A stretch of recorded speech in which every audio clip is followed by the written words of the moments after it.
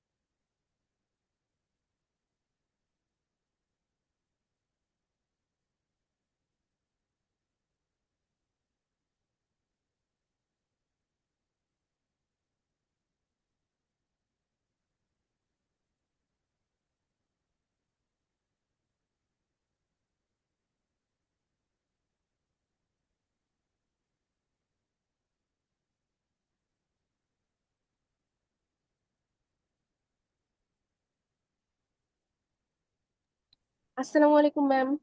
ওয়ালাইকুম আসসালাম, কেমন আছেন? বাকিদেরকে আসতে বলেন। Yes ma'am.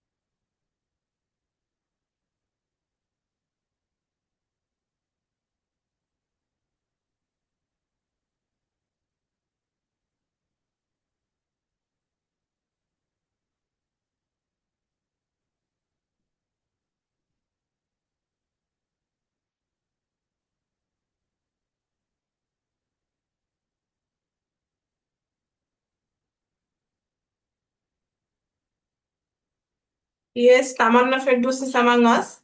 আজকে আমরা যেটা করব সেটা হলো আমাদের 19th সেঞ্চুরিটা কেমন ছিল সেটা নিয়ে আমরা ফার্স্ট ক্লাসেও কথা বলেছি। আজকে একটু রিক্যাপ বা রিপিট করব আমরা। এবং আজকের ক্লাসটাতে আমাদের অলরেডি সিলেবাসও শেষ, আপনাদের 1 তারিখ থেকে পরীক্ষাও শুরু হবে। সবাইকে শুনতে পাচ্ছেন? আপনাদের 1 তারিখ থেকে যেহেতু পরীক্ষাও শুরু হবে, সো আমাদের জাস্ট রিপিট এবং জাস্ট একটা বলতে পারেন একটা এন্ডিং ক্লাস, ঠিক আছে, before your mid term. So আমরা এখন শুরু করতেছি আমাদের ভিক্টোরিয়ান পিরিয়ড, সেটা নিয়ে আমরা এখন Okay, ma'am. করবো।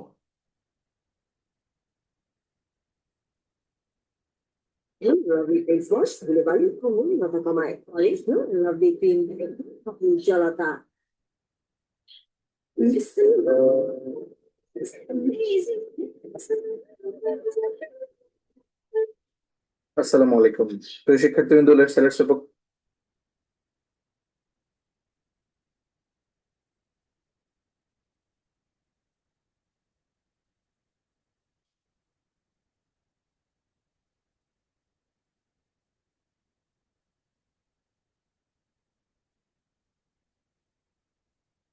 তোমাদেরকে জানাই স্বাগত। আজকে আমরা হিস্টোরি অফ ইংলিশ লিটারেচারের সপ্তম পার্ট অর্থাৎ দ্য ভিক্টোরিয়ান পিরিয়ড নিয়ে আলোচনা করব। দ্য ভিক্টোরিয়ান পিরিয়ড এর টাইম রেঞ্জ হচ্ছে 1837 সাল থেকে শুরু হয়ে 1901 সাল পর্যন্ত। এই সময়টুকু হচ্ছে ইংরেজি সাহিত্যে ভিক্টোরিয়ান যুগ। তবে এই ভিক্টোরিয়ান যুগকে যদি আমরা একটু সহজভাবে ইন্ট্রোডিউস করতে চাই, তাহলে আমাদেরকে একটু পেছন থেকে আলোচনা শুরু করতে হবে। আর সেই সময়টুকু হচ্ছে রোমান্টিক পিরিয়ডের টাইম, অর্থাৎ 1760 সাল থেকে শুরু হয়ে 1820 সাল পর্যন্ত তৎকালীন গ্রেট ব্রিটেনের যিনি রাজা ছিলেন তিনি হচ্ছেন জর্জ থার্ড। তিনি 1760 থেকে 1820 সাল পর্যন্ত ব্রিটেনের রাজা ছিলেন। 1820-এ যখন তিনি মৃত্যুবরণ করেছেন, তখন তার পরবর্তীতে তার পুত্র, যার নাম হচ্ছে জর্জ 4, তিনি এই ব্রিটেনের রাজ্যভার গ্রহণ করেন। জর্জ 4 তিনি 1820 সাল থেকে শুরু হয়ে 1830 সাল পর্যন্ত 10 বছর এই গ্রেট ব্রিটেনের রাজা ছিলেন। 1830 সালে যখন জর্জ 4 মৃত্যুবরণ করেছেন, তখন ব্রিটেনের রাজ্যভার এসে পড়ে তার আপন ভাই উইলিয়াম 4 এর প্রতি। উইলিয়াম 4 তিনি হচ্ছেন মূলত জর্জ 4 এর আপন ভাই। তিনি 1830 সাল থেকে 1837 সাল পর্যন্ত 7 বছর গ্রেট ব্রিটেনের রাজা ছিলেন। 1837 সালে তিনি মৃত্যুবরণ করেছেন এবং তিনি মৃত্যুবরণ করার পর তার নিজের ভাই, অর্থাৎ ইতিপূর্বে যিনি রাজা ছিলেন জর্জ 4, তার কন্যা অর্থাৎ উইলিয়াম 4 এর ভাতিজি, যার বয়স ছিল 18 বছর এবং তার নাম হচ্ছে ভিক্টোরিয়া, ওই কুইন ভিক্টোরিয়াকে মূলত তখন এই রাজ্যভার দায়িত্ব দেওয়া হয়। অর্থাৎ উইলিয়াম 4 মৃত্যুবরণ করার পর তার আপন ভাতিজি রানী ভিক্টোরিয়া 18 বছর বয়সে গ্রেট ব্রিটেনের রানী হিসেবে সাম্রাজ্যভার গ্রহণ করেন। 1837 সাল থেকে শুরু হয়ে 1901 সাল পর্যন্ত রানী ভিক্টোরিয়া ইংল্যান্ডের রাজ্যভার গ্রহণ করেছিলেন, তিনি ব্রিটেনের রানী ছিলেন এবং সেই সময়টুকু হচ্ছে মূলত এই দ্য ভিক্টোরিয়ান পিরিয়ড। অর্থাৎ ইংরেজি সাহিত্যে ভিক্টোরিয়ান সময়কাল মোটামুটি ওই সময়গুলিকে বোঝানো হয় যে বছরগুলিতে রানী ভিক্টোরিয়া গ্রেট ব্রিটেন এর সাম্রাজ্য শাসন করেছিলেন। আর সেই সময়টুকু হচ্ছে 1837 সাল থেকে শুরু হয়ে 1901 সাল পর্যন্ত। এবং এই যুগেই মূলত সেই তৎকালীন ব্রিটেন প্রধানত গ্রামীণ এবং কৃষি সমাজ থেকে একটি শহরে এবং শিল্প সমাজে রূপান্তরিত হয়েছিল। এবং এই ভিক্টোরিয়ান এইজকে মূলত এলিজাবেথান এইজের পরবর্তী গোল্ডেন পিরিয়ড হিসাবে বলা হয়ে থাকে। এছাড়াও এই ভিক্টোরিয়ান এইজের আরেকটি বিশেষত্ব হচ্ছে এটিকে golden age of English novels বলা হয়ে থাকে। অর্থাৎ এই ভিক্টোরিয়ান পিরিয়ডে মূলত সবচেয়ে বেশি নোবেলের জয় জয়কার ছিল, নোবেল বেশি প্রকাশিত হতো। আর হ্যাঁ, আরেকটি বিষয় বলে রাখি, সেটা হচ্ছে এর পূর্ববর্তী পিরিয়ড অর্থাৎ রোমান্টিক পিরিয়ড, সে রোমান্টিক পিরিয়ড ছিল মূলত গোল্ডেন এজ অফ পোয়েমস। আর এই ভিক্টোরিয়ান পিরিয়ড হচ্ছে golden age of English novels. আশা করি বুঝতে পেরেছো।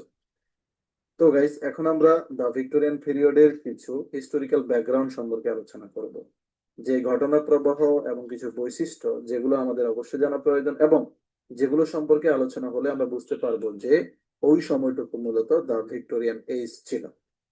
প্রধান যে গুরুত্বপূর্ণ বৈশিষ্ট্য সেটি হচ্ছে ম্যাট্রিক্যাল ডেভেলপমেন্টস, অর্থাৎ উপাদানগত উন্নয়ন। দেখা যাচ্ছে যে সেই ভিক্টোরিয়ান এইজে প্রযুক্তির ব্যাপকভাবে উন্নতি সাধন হয়েছে এবং প্রযুক্তি, শিল্প এবং বাণিজ্যিক ক্ষেত্রে ব্যাপকভাবে প্রসারিত হয়েছিল ওই ভিক্টোরিয়ান পিরিয়ডে। এছাড়া আরেকটি গুরুত্বপূর্ণ ব্যাকগ্রাউন্ড হচ্ছে ক্রিস্টাল প্যালেস। ক্রিস্টাল প্যালেস, যেটি মূলত 1851 সালে তৈরি করা হয়েছিল, যেটিতে অনেক বড় একটি পর্দা ছিল এবং সেই প্যালেসের সেই পর্দায় তৎকালীন যে ব্রিটেনের তৈরি যে পণ্যগুলি ছিল সেগুলো প্রদর্শিত করা হতো। অর্থাৎ মানুষগুলো দূর দূরান্ত থেকে এসে ওই প্যালেসে দেখতে পেত যে কি কি পণ্যগুলো এই গ্রেট ব্রিটেনের তৈরি হচ্ছে, যেগুলো দেখে মানুষগুলো নিজেদের মাঝে কর্মস্পৃহা তৈরি হয় এবং ব্যবসা করার জন্য, শিল্পে উন্নতি সাধন করার জন্য মানুষের মাঝে অনেক আগ্রহ দেখা দেয়। এটিও হচ্ছে মূলত ভিক্টোরিয়ান এজের একটি গুরুত্বপূর্ণ ব্যাকগ্রাউন্ড। এছাড়া আরেকটি ব্যাকগ্রাউন্ড বা বৈশিষ্ট্য যদি আমরা বলি, সেটা হচ্ছে সোশ্যাল ইনজাস্টিস, সামাজিক অবিচার। যদিও আমরা জানি যে ভিক্টোরিয়ান এইজে শিল্প, সাহিত্য সহ সকল দিক দিয়ে ব্যাপক উন্নতি সাধন হয়েছে, তবে এটাও সত্য যে ওই সময়ে ব্রিটেনে সামাজিক অবিচার অনেক বেশি বিদ্যমান ছিল। দেখা যাচ্ছে যে দরিদ্র শ্রেণীর যে মানুষগুলো ছিল তারা তাদের অধিকার থেকে বঞ্চিত হতো, বিভিন্ন সামাজিক অধিকার থেকে, নাগরিক অধিকার থেকে তাদেরকে আইন কানুনের মাধ্যমে বঞ্চিত রাখা হতো। এবং সেই সময় আমরা দেখি যে অনেক শিল্প বিপ্লব হয়েছে, অনেক শ্রমিক আন্দোলন হয়েছে, শ্রমিকরা তাদের ন্যায্য অধিকার পাওয়ার জন্য তারা অনেক আন্দোলন সংগ্রামও করেছিল। যাই হোক, এই সামাজিক অবিচার হচ্ছে মূলত এই ভিক্টোরিয়ান পিরিয়ডের একটি ব্যাকগ্রাউন্ড। এবং এর পরবর্তী আরেকটি ঘটনা বা ব্যাকগ্রাউন্ড হচ্ছে ব্রিটিশ শ্রমিক শ্রেণীর আন্দোলন। ব্রিটিশ শ্রমিক শ্রেণীর আন্দোলন, যেটি মূলত 1834 সালে শুরু হয়েছে এবং শেষ হয়েছে 1848 সালে, অর্থাৎ প্রায় 12 বছর শ্রমিক শ্রেণীর মানুষগুলো আন্দোলন সংগ্রাম করেছিল।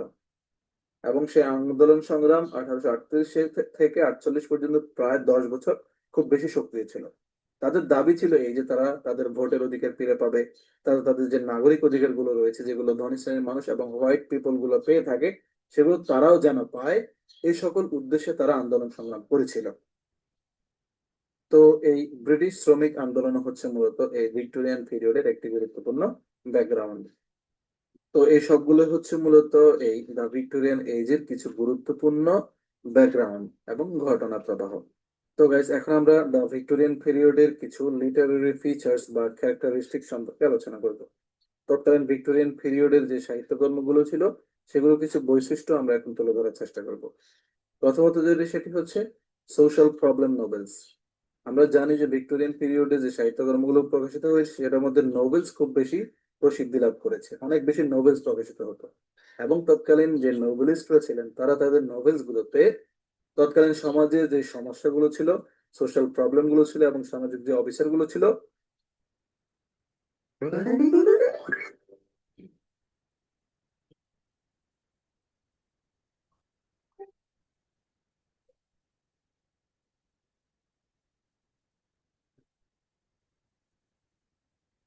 সেগুলোতে সেগুলোকে তারা তাদের নোবেল গুলোতে ফুটিয়ে তোলার চেষ্টা করতেন। এটি হচ্ছে একটি বৈশিষ্ট্য। দ্বিতীয়ত হচ্ছে Victorian morality and revolt. Victorian এই যে মোরালিটি বা মানবতার কথাগুলোকে তারা তুলে ধরার চেষ্টা করতেন এবং সেই সমাজে যে অবিচারগুলো ছিল, নাগরিক অধিকার থেকে যে মানুষগুলো বঞ্চিত হতো বিভিন্ন মাধ্যমে, সেগুলোর আবার ক্রিটিসাইজ করে রিভোল্ট করার চেষ্টা করতেন। যাই হোক, এর পরবর্তী বৈশিষ্ট্য হচ্ছে influence in science and religion. দেখা যাচ্ছে যে সেই সময়ের সাহিত্যকর্মগুলোতে বিজ্ঞানেরও অনেক বেশি প্রসার লাভ করেছে এবং রিলিজন অনেক বেশি প্রসারিত হয়েছে। অর্থাৎ তাদের লিখনীগুলোতে ব্যাপকভাবে রিলিজনের কথা তুলে ধরা হতো এবং বিজ্ঞানের কথাগুলোকে ফুটিয়ে তোলার চেষ্টা করা হতো। অর্থাৎ তৎকালীন লেখনীগুলো মূলত বিজ্ঞান ধর্মীয় ছিল এবং ধর্মভিত্তিকও ছিল, আধ্যাত্মিকও ছিল। যাই হোক, এর পরবর্তী বৈশিষ্ট্য হচ্ছে novel become the most popular form of literature.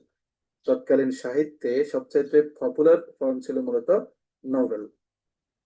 অর্থাৎ ভিক্টোরিয়ান এইজে যে সাহিত্যগুলো প্রকাশিত হতো, সেখানে সবচেয়ে বেশি জনপ্রিয় ছিল নোবেল, এবং যে কোনো নোবেল প্রকাশিত হলে দেখা যেত যে পাঠকরা সেটার পড়া মিস দিতেন না। যাই হোক, এর পরবর্তী বৈশিষ্ট্য হচ্ছে নিউ এডুকেশন, নতুন শিক্ষা, নতুন শিক্ষা ব্যবস্থা। দেখা যাচ্ছে যে সেই সময়ে শিল্পের যেমন উন্নতি সাধন হয়েছে, শিক্ষারও অনেক বেশি উন্নতি সাধন হয়েছিল। দেখা যাচ্ছে যে তৎকালীন সময়ে 1859 সালে চার্লস ডারউইন তিনি একটি বুদ্ধিবৃত্তিক বই, যেটির নাম হচ্ছে অন দ্য অরিজিন অফ স্পিচিস, এরকম একটি মতবাদমূলক বৈজ্ঞানিক বই প্রকাশিত করেছেন, যেটা থেকে মানুষের বৈজ্ঞানিক চিন্তাধারার অনেক বিপ্লব হয়েছে এবং সেখান থেকে মানুষগুলো ধর্মকে খুঁজে পেয়েছে। অর্থাৎ নতুন ধারার শিক্ষা ব্যবস্থা তৎকালীন ভিক্টোরিয়ান পিরিয়ডে অনেক বেশি বিদ্যমান ছিল। এর পরবর্তী হচ্ছে ক্লাস ডিস্টিংশন। ক্লাস ডিস্টিংশন মানে হচ্ছে শ্রেণী বৈষম্য। দেখা যাচ্ছে যে তৎকালীন সমাজে যে শ্রেণী বৈষম্যগুলো ছিল সেগুলোকে তৎকালীন যে লেখকরা ছিলেন তারা তাদের লেখাগুলোতে তুলে ধরার চেষ্টা করতেন, রিসার্চ করার চেষ্টা করতেন এবং সমাজকে রিফর্ম করার চেষ্টা করতেন। যাই হোক, এর পরবর্তী বৈশিষ্ট্য হচ্ছে ইফেক্ট অন সায়েন্টিফিক ডিসকভারিজ। দেখা যাচ্ছে যে তৎকালীন বৈজ্ঞানিক যে ডিসকভারি গুলো ছিল, নতুন নতুন যে উদ্ভাবন গুলো ছিল, সেগুলোকে ওই লিখনি গুলোতে তুলে ধরার চেষ্টা করা হতো। আমরা দেখব যে তৎকালীন ভিক্টোরিয়ান পিরিয়ডে বিজ্ঞানের অনেক বেশি প্রসিদ্ধি লাভ করেছে, বিজ্ঞান অনেক বেশি ছড়িয়ে গিয়েছে, বৈজ্ঞানিক যে নতুন নতুন যে সৃষ্টিগুলো সেগুলোর অনেক বেশি প্রসার লাভ করেছিল তৎকালীন সমাজে। যাই হোক, এর পরবর্তী লিটারারি ফিচার হচ্ছে ইফেক্ট অন ইন্ডাস্ট্রিয়ালাইজেশন। ইন্ডাস্ট্রিয়ালাইজেশন বা শিল্প বা শৈল্পিক যেই ধারণাগুলো ছিল সেগুলো তৎকালীন শিক্ষা ব্যবস্থায় ইনক্লুডেড করা হয়েছে। দেখা যাচ্ছে যে শৈল্পিক ভাবে অনেক বেশি বিপ্লব সাধন হয়েছিল তৎকালীন সমাজে এবং সেটির কিছু ধারা তৎকালীন শিক্ষা ব্যবস্থাতেও তুলে ধরার চেষ্টা করা হতো। তো এই সবগুলো হচ্ছে মূলত ভিক্টোরিয়ান পিরিয়ডের কিছু লিটারারি ফিচার্স বা বৈশিষ্ট্য। আশা করি তোমাদের বুঝতে আর সমস্যা হবে না। তো গাইজ, আমরা এখন দ্য ভিক্টোরিয়ান এজ এর কিছু লিটারারি পার্সনস এবং তাদের ওয়ার্কস গুলো তুলে ধরার চেষ্টা করব। ভিক্টোরিয়ান যুগের যে সাহিত্যিকরা ছিলেন তাদের পরিচয় এবং তাদের কিছু গুরুত্বপূর্ণ কাজ আমরা এখন তুলে ধরার চেষ্টা করব। প্রথমে তিনি হচ্ছেন Alfred Lord Tennyson. Alfred Lord Tennyson তিনি হচ্ছেন একজন পোয়েট। তিনি জন্মগ্রহণ করেছেন 1809 সালে এবং মৃত্যুবরণ করেছেন 1892 সালে। তার একটি গুরুত্বপূর্ণ কবিতা হচ্ছে ইউলিসেস। এই আলফ্রেড লর্ড টেনিসন মূলত ভিক্টোরিয়ান এইজেই বিলং করেছেন। এর পরবর্তী বিখ্যাত কবি হচ্ছে রবার্ট ব্রাউনিং। রবার্ট ব্রাউনিং তিনি 1812 সালে জন্মগ্রহণ করেছেন এবং 1889 সালে মৃত্যুবরণ করেছেন। তিনি মূলত স্পেশালি ড্রামাটিক মনোলগ এর জন্য বেশ পরিচিত। যাই হোক, এর পরবর্তী গুরুত্বপূর্ণ পয়েন্ট হচ্ছে Elizabeth Barrett Browning. Elizabeth Barrett Browning তিনি হচ্ছেন মূলত রবার্ট ব্রাউনিং এর স্ত্রী। তিনি রবার্ট ব্রাউনিং থেকে আবার 6 বছরের বড়। তিনি জন্মগ্রহণ করেছেন 1806 সালে এবং মৃত্যুবরণ করেছেন 1861 সালে। তার একটি গুরুত্বপূর্ণ ওয়ার্ক হচ্ছে ক্রাই অফ দ্য চিলড্রেন। যাই হোক, এর পরবর্তী কবি হচ্ছে ম্যাথিউ আর্নল্ড। ম্যাথিউ আর্নল্ড তিনি একজন বিখ্যাত কবি। তিনি 1822 সালে জন্মগ্রহণ করেছেন এবং 1888 সালে মৃত্যুবরণ করেছেন। তার গুরুত্বপূর্ণ ওয়ার্কস হচ্ছে যেমন ডোভার বিচ এবং দ্য স্কলার জিপসি। এর পরবর্তীতে যিনি আছেন তিনি হচ্ছেন চার্লস ডিকেন্স। চার্লস ডিকেন্স তিনি হচ্ছেন মূলত একজন নোভেলিস্ট। তিনি জন্মগ্রহণ করেছেন 1812 সালে এবং মৃত্যুবরণ করেছেন 1870 সালে। তার গুরুত্বপূর্ণ কিছু ওয়ার্ক হচ্ছে যেমন Oliver Twist, tale of two cities. এবং এর পরবর্তী গুরুত্বপূর্ণ নোভেলিস্ট হচ্ছেন জর্জ এলিয়ট। জর্জ এলিয়ট তিনি একজন নোভেলিস্ট। তিনি জন্মগ্রহণ করেছেন 1819 সালে এবং মৃত্যুবরণ করেছেন 1880 সালে। তার গুরুত্বপূর্ণ ওয়ার্ক হচ্ছে যেমন সাইলাস মারিনার এবং অ্যাডাম বেট। যাই হোক, এর পরবর্তী তিনি হচ্ছেন চার্লট ব্রন্টি। চার্লট ব্রন্টি তিনিও একজন নোবেলিস্ট। তিনি জন্মগ্রহণ করেছেন 1816 সালে এবং মৃত্যুবরণ করেছেন 1855 সালে। তার গুরুত্বপূর্ণ একটি ওয়ার্ক হচ্ছে জেন আয়ার। এবং এর পরবর্তী তিনি হচ্ছেন থমাস হার্ডি। থমাস হার্ডি তিনিও হচ্ছেন মূলত একজন নোবেলিস্ট। তিনি জন্মগ্রহণ করেছেন 1840 সালে এবং মৃত্যুবরণ করেছেন 1928 সালে। তার একটি গুরুত্বপূর্ণ ওয়ার্ক হচ্ছে টেস অফ দ্য ডারবারভিলস। তো এরা সবাই হচ্ছেন মূলত ভিক্টোরিয়ান এইজের কিছু গুরুত্বপূর্ণ লিটারারি পার্সন, যারা মূলত ভিক্টোরিয়ান এইজে বিলং করেছেন। তো গাইজ, এখন আমরা দ্য ভিক্টোরিয়ান পিরিয়ডের কিছু মেজর ইনসিডেন্ট সম্পর্কে আলোচনা করব। ভিক্টোরিয়ান পিরিয়ডের কিছু গুরুত্বপূর্ণ ঘটনা যেগুলো আমাদের অবশ্যই জানা প্রয়োজন। প্রথমত সেটি হচ্ছে কুইন ভিক্টোরিয়া তিনি তার ফার্স্ট কাজিন প্রিন্স আলবার্টকে 1840 সালে 10 ফেব্রুয়ারি বিয়ে করেছিলেন। এবং এর পরবর্তী ঘটনা হচ্ছে ক্রাইমেন ওয়ার, ক্রাইমেনের যুদ্ধ, যেটি মূলত রাশিয়ার সাথে ব্রিটেন, ফ্রান্স এবং তুর্কির সাথে সংগঠিত একটি যুদ্ধ, যেটি 1853 সালের অক্টোবরে শুরু হয়েছে এবং 1856 সালে ফেব্রুয়ারি মাসে শেষ হয়েছে। এটি মূলত ভিক্টোরিয়ান পিরিয়ডের একটি গুরুত্বপূর্ণ ঘটনা। এবং এর পরবর্তী সেটি হচ্ছে Prince Albert dies from typhoid fever at age 42, অর্থাৎ 1861 সালের 14 ডিসেম্বর কুইন ভিক্টোরিয়ার হাজব্যান্ড প্রিন্স আলবার্ট টাইফয়েড জ্বরের মাধ্যমে মৃত্যুবরণ করেছেন। এবং এর পরবর্তী ঘটনা হচ্ছে 1859 থেকে শুরু হয়ে 1869 পর্যন্ত প্রায় 10 বছর থেকে সুয়েজ ক্যানেল বিল্ড করা হয়েছে, সুয়েজ খাল খনন করা হয়েছে। এবং যেই খাল খনন করার মাধ্যমে দেখা যাচ্ছে যে ইউরোপ এবং এশিয়ার যোগাযোগ শুরু হয়েছে। ওই ঘটনা, ওই বিখ্যাত ঘটনাটি মূলত এই ভিক্টোরিয়ান পিরিয়ডে মূলত গঠিত হয়েছিল। যাই হোক, এর পরবর্তী ঘটনা হচ্ছে first telephone communication made by Alexander Graham Bell. 1876 সালের 10 March Alexander Graham Bell telephone communication উদ্ভাবন করেছেন বা সৃষ্টি করেছেন। যাই হোক, এর পরবর্তী একটি গুরুত্বপূর্ণ ঘটনা হচ্ছে 1886 সালের 29 জানুয়ারি কার্ল বেন্জ তিনি মূলত সর্বপ্রথম অটোমোবাইল উদ্ভাবন করেছেন, অটোমোবাইল সিস্টেম তিনি মূলত উদ্ভাবন করেছেন। এবং আরেকটি ঘটনা হচ্ছে 1838 সালে ডক্টর স্যামুয়েল মোর্স তিনি মূলত টেলিগ্রাফ সিস্টেমের মাধ্যমে মানুষের যে কমিউনিকেশন সেটি উদ্ভাবন করেছেন। অন্য আরেকটি গুরুত্বপূর্ণ ঘটনা হচ্ছে 1858 সালে কানাডা এবং 1859 সালে ইউএস তে সর্বপ্রথম যেই অয়েল রিপেয়ারিং সিস্টেম রয়েছে সেটি চালু হয়েছে। অর্থাৎ গ্যাস, ডিজেল বা অন্যান্য যে অয়েল রিপেয়ার করা হয় সেটির সর্বপ্রথম সিস্টেমটি মূলত চালু হয়েছিল কানাডাতে 1858 সালে এবং ইউএস তে 1859 সালে। এবং আরেকটি ঘটনা হচ্ছে 1858 সালে মূলত গ্যাস ইঞ্জিন উদ্ভাবন করা হয়েছে। এবং অন্য একটি গুরুত্বপূর্ণ ঘটনা হচ্ছে 1897 সালে ওয়্যারলেস টেলিগ্রাফ সিস্টেম তৈরি করা হয়েছে।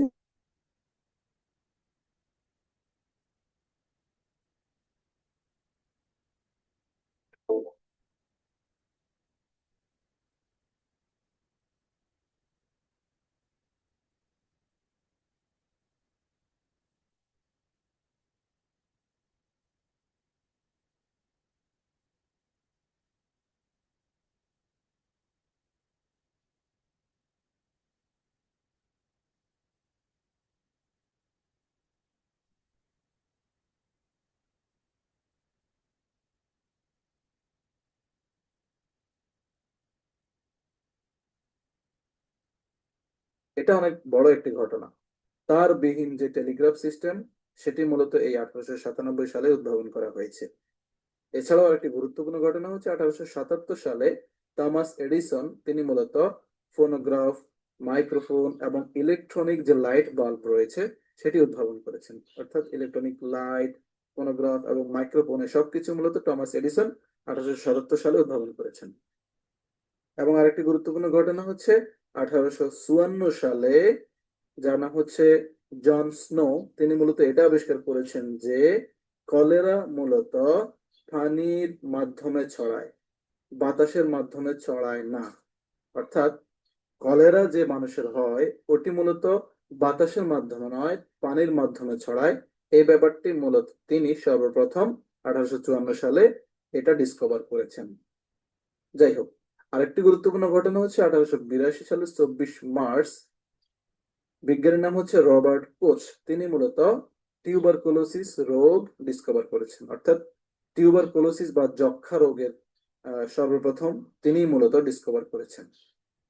যাই হোক, এর পরবর্তী আরেকটি গুরুত্বপূর্ণ ঘটনা হচ্ছে 1897 সালের 20 আগস্ট বিজ্ঞানী রোনাল্ড রোজ তিনি মূলত ম্যালেরিয়ার কারণ উদ্ভাবন করেছেন। অর্থাৎ কি কারণে মূলত ম্যালেরিয়া হয়ে থাকে সেটি তিনি উদ্ভাবন করেছেন। এবং অন্য একটি গুরুত্বপূর্ণ ঘটনা হচ্ছে 1895 সালের 8 নভেম্বরে উইলিয়াম রোয়েন্টেন তিনি এক্স রে মেশিন আবিষ্কার করেছেন। একটু খেয়াল করো কত বড় বড় গুরুত্বপূর্ণ আবিষ্কার বা ঘটনাগুলো মূলত এই ভিক্টোরিয়ান এইজে মূলত ঘটেছে। যেমন এক্স রে মেশিন, ম্যালেরিয়া রোগের কারণ, টিউবারকুলোসিস রোগ সম্পর্কে মানুষের জানা, এবং কলেরা যে মূলত পানির মাধ্যমে ছড়ায় বাতাসের মাধ্যমে নয় সেটি মানুষের জানা, এবং phonograph, microphone, electric light bulb সবকিছু। অন্যদিকে ওয়্যারলেস টেলিগ্রাফ, এছাড়াও গ্যাস ইঞ্জিন, অয়েল রিপেয়ারিং, তারপরে টেলিগ্রাফ সিস্টেমের মাধ্যমে মানুষের কমিউনিকেশন, এছাড়াও অটোমোবাইল সিস্টেম, টেলিফোন অর্থাৎ টেলিফোনের মাধ্যমে যে কমিউনিকেশন হয় সেটি, সুয়েজ খাল খনন, এই সবগুলো গুরুত্বপূর্ণ ঘটনা মূলত গুরুত্বপূর্ণ এই আবিষ্কারগুলো মূলত এই ভিক্টোরিয়ান এজেই সংগঠিত হয়েছে, যার কারণে মূলত এই ভিক্টোরিয়ান এজকে গোল্ডেন এজ বলা হয়ে থাকে। এটি হচ্ছে মূলত দ্য ভিক্টোরিয়ান এজ সম্পর্কে আমাদের বিস্তারিত আলোচনা, যেখান থেকে আমরা ভিক্টোরিয়ান এজের সংক্ষিপ্ত ধারণা, এটির হিস্টোরিক্যাল ব্যাকগ্রাউন্ড, এটির ফিচার, এটির লিটারেরি ফিচার বা ক্যারেক্টারিস্টিক্স এবং তৎকালীন সময়ের যে গুরুত্বপূর্ণ ঘটনা প্রবাহ সেগুলো এবং তৎকালীন সময়কার যে সাহিত্যিকরা ছিলেন তাদের পরিচয় এবং তাদের কর্ম সম্পর্কে, ওয়ার্ক সম্পর্কে আমরা জানতে পেরেছি। আশা করি ভিডিওটি তোমাদের ভালো লাগবে।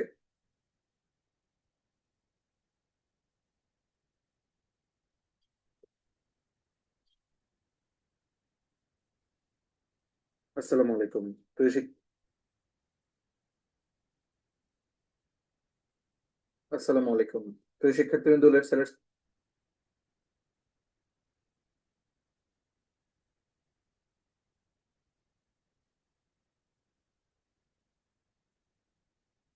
আসসালামু আলাইকুম, ওয়েলকাম টু মাই চ্যানেল। আজকে আলোচনা করব ভিক্টোরিয়ান এজ নিয়ে। এই ভিক্টোরিয়ান এজ শুরু হয় 1837 সালে এবং শেষ হয় 1901 সালে। যখন কুইন ভিক্টোরিয়া ইংল্যান্ডের রানী হন তখন থেকে এই ভিক্টোরিয়ান এজটা শুরু হয়। ভিক্টোরিয়ান এজ এবং কুইন ভিক্টোরিয়া সিংহাসনে বসা অনেকটা সেমই। The Victorian period of literature roughly coincides with the years that Queen Victoria ruled Great Britain and its empire. যখন মানে ভিক্টোরিয়ান পিরিয়ড এবং কুইন ভিক্টোরিয়ার গ্রেট ব্রিটেনের রানী হওয়া অনেকটা সেমই। The literature of the Victorian age entered a new period from after the romantic revival. Victorian এজে আসার পরে মানে একটা নতুন পিরিয়ডে শুরু হয়। The literature of this era was preceded by romanticism and was followed by modernism or realism. যদিও ভিক্টোরিয়ান এজটা প্রসিডেড হয় রোমান্টিসিজম দ্বারা এবং এটা কিন্তু ফলোড হয় মডার্নিজম অ্যান্ড রিয়ালিজম দ্বারা। এই ভিক্টোরিয়ান পিরিয়ডে মানুষ অনেক বেশি রিয়ালিস্টিক হয়ে ওঠে। তখন তারা রোমান্টিক চিন্তাধারা করতে পছন্দ করে না, বাস্তববাদী চিন্তাভাবনা করতেই বেশি পছন্দ করত। এই সামারে চাও instant glow, super light feel, নতুন ভ্যাসলিন গ্লুটা হায়া।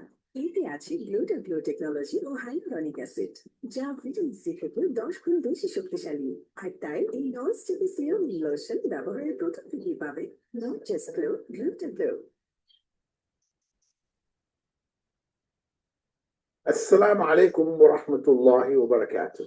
Before you go any further, I would like to share with you 7 excellent reasons why you should choose IOU for your knowledge journey.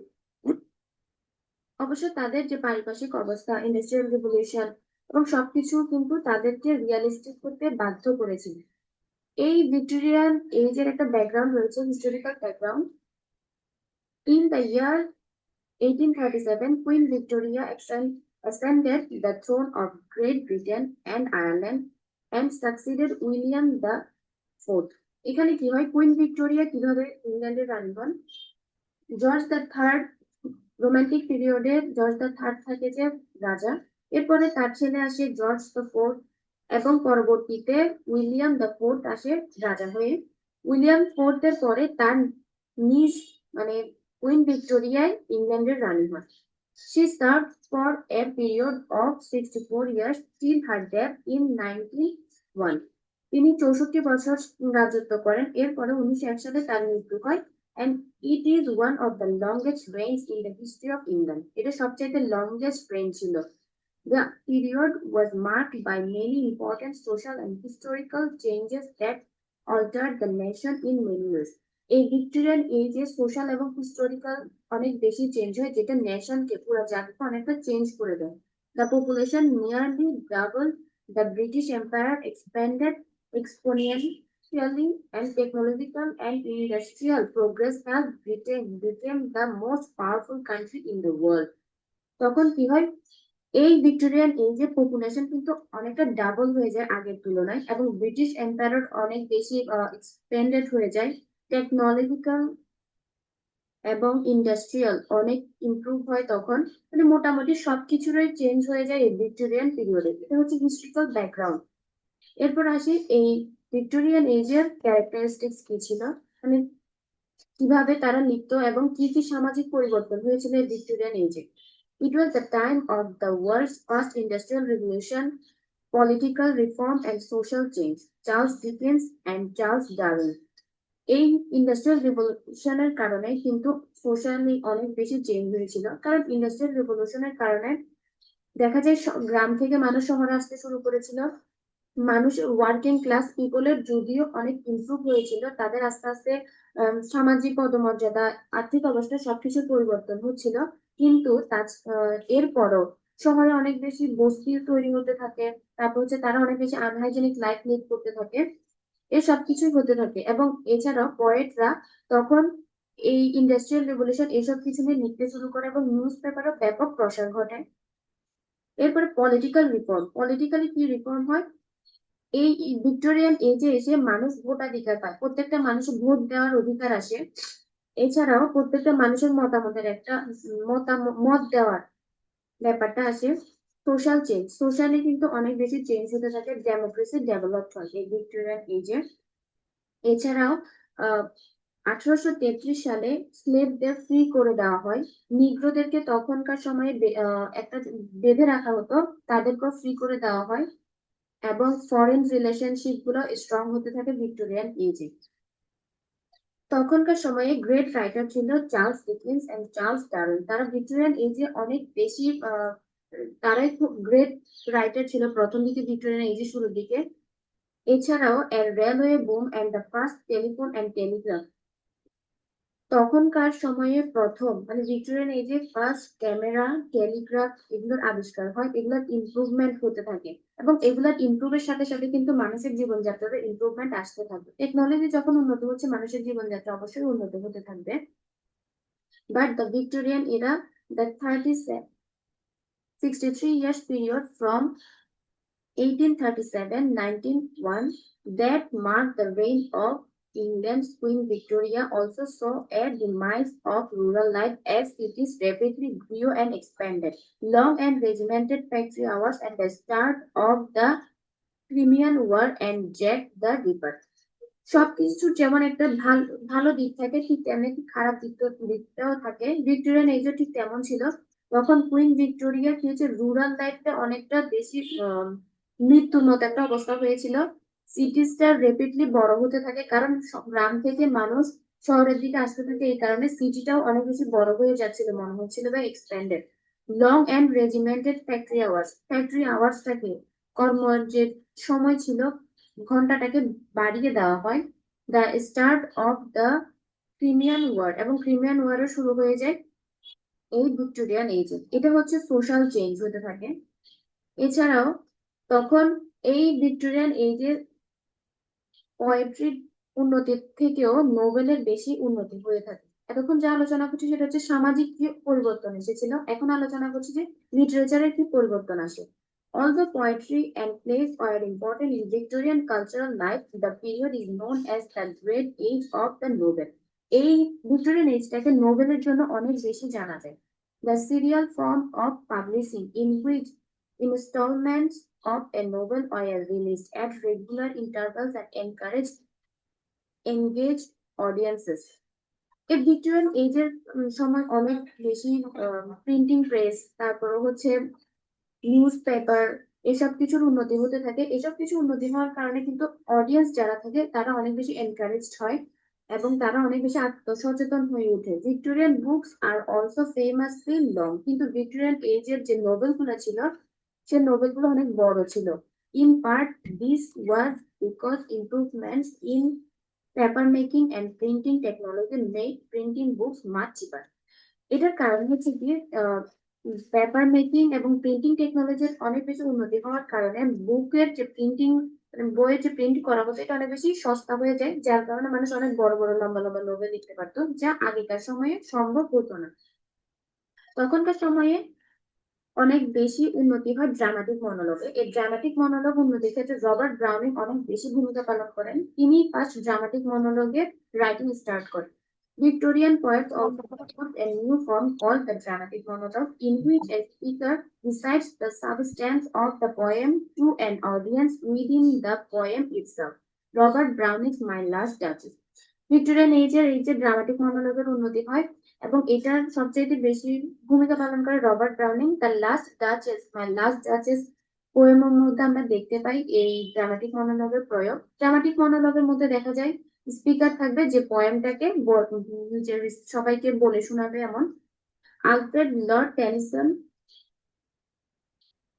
also used the form in Ulysses, এবং Alfred Lord টেনিসনও কিন্তু এই dramatic মনোলগটা তার poem ইউলিসিসে ব্যবহার করেছিলেন।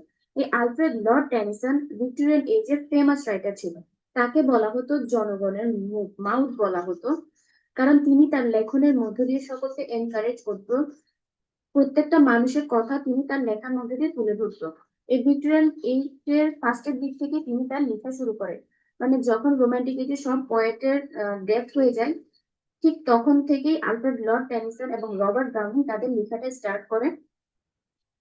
Poets like Tennyson and Browning and Rossetti frequently wrote poetry in order to create a powerful emotional effects on the reader. তাদের লেখাগুলো ছিল mainly মানুষের ইমোশনাল ইফেক্ট করার জন্য, মেইনলি তারা মানুষকে সচেতন করতো, মানুষের কথা লিখতো। কিন্তু কিছু পোয়েট ছিল যারা শুধু এন্টারটেইনের জন্যই তাদের পোয়েট্রি গুলো লিখতো, তাদের নোবেল গুলো লিখতো।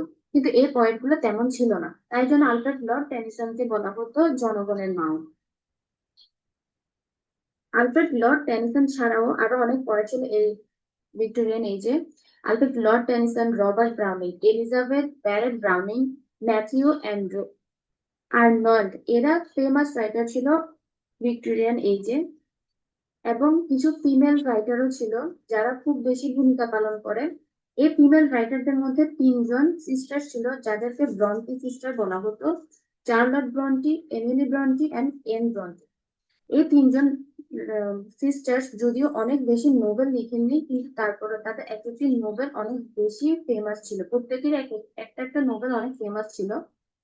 এছাড়াও ভিক্টোরিয়ান এজের একটা বৈশিষ্ট্য ছিল, তখনকার সময়ের ফিমেল রাইটাররা তাদের নিজের নামে তাদের লেখাগুলো পাবলিশ করতে পারতো না, অন্য নাম ইউজ করতে হতো। কিন্তু যদিও অনেক বেশি সোশ্যালি ইমপ্রুভমেন্ট হচ্ছিল, সবকিছুর ইমপ্রুভমেন্ট হচ্ছিল, কিন্তু মহিলাদেরকে বিভিন্নভাবে ডমিনেট করা হচ্ছিল, তাদেরকে একটা রেস্ট্রিকশনে রাখা হচ্ছিল, কারণ তারা নিজেদের নামে তাদের লেখাগুলো পাবলিশ করতে পারতো না, অন্য নামে লিখতে হতো।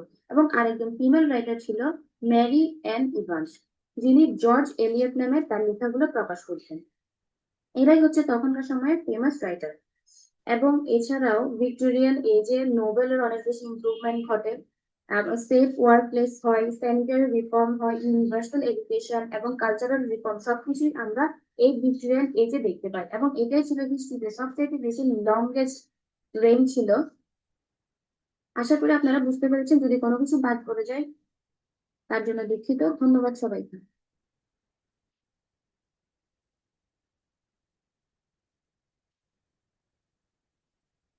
আপনারা এখন যেহেতু আমাদের মিড টার্মের আগের ক্লাস, সবাই এখন যেটা আপনাদের কাজ হবে সেটা হলো ভালো করে পড়বেন, ঠিক আছে?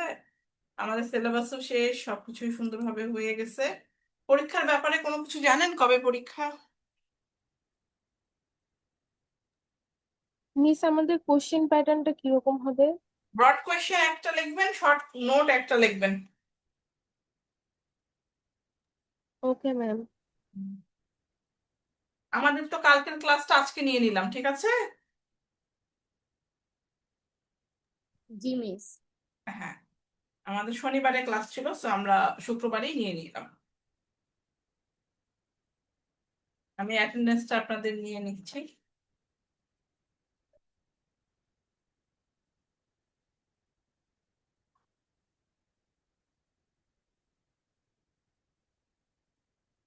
অহনা সরকার কি আছে? হ্যাঁ আছে। জাকিয়া জাহান মিথিলা,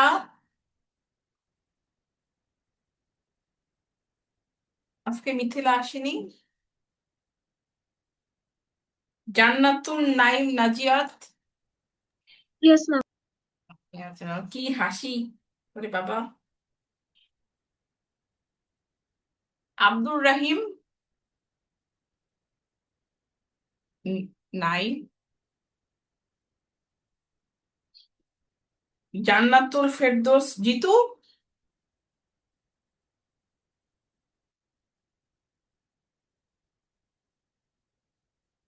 নাইম, ফাতেমা জাহান,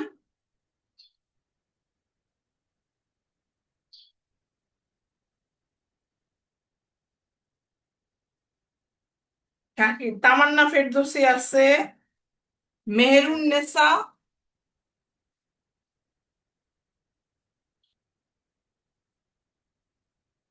সুমাইয়া আছে, সাদিয়া আছে, শাম্মী আক্তার। আপনি কি ডে ব্যাচের?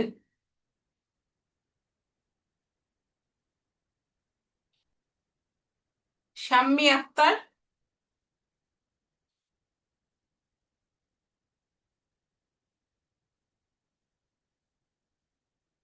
শাম্মী আক্তার।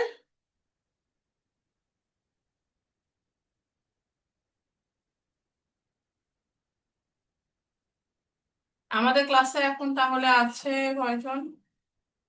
6 জন। ইয়েস, ডান পারফেক্টলি। সবাই তাহলে ভালো থাকবেন, ঠিক আছে? Best wishes for your mid term. আর কুইজ তো দিয়েছেন সবাই আশা করছি। Yes, ma'am. ওকে, ভালো থাকেন সবাই, খোদাহাফেজ। Assalamu alaikum, ma'am. ওয়ালাইকুম আসসালাম।